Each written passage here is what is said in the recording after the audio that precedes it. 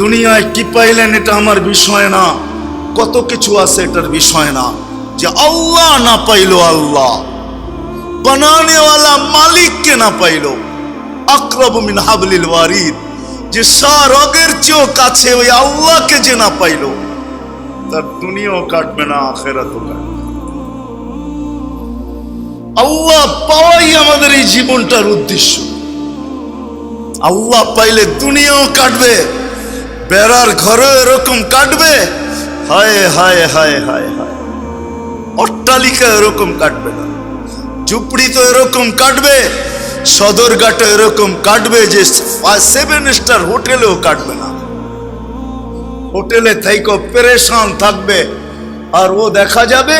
এই জন্যই এক হাদিসে আছে যে আল্লাহ পাইলো, আল্লাহ শ্রম পেশার মানুষগুলা যখন রাত্রে ফিরে আসে বাড়িতে, আজ পর্যন্ত বহুত কম লোক শ্রম পেশার মানুষগুলাকে দেখবেন একজনকে ঘুমের ট্যাবলেট নিয়ে ঘুমাইতে হয় না।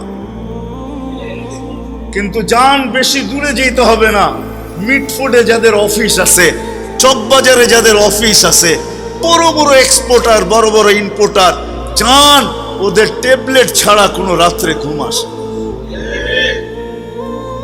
কোনো রাত্রে ঘুম আসে না। কারণ কি? শ্রমিক পেশার মানুষগুলা যখন সারাদিন ক্লান্ত হয়ে বাড়িতে ফিরে, তা আল্লাহ নিজেই বলে আমি পিঠ থাবড়ায় ঘুম পড়ায়, পিঠ থাবড়ায় আমি ঘুম পড়ায় দেই।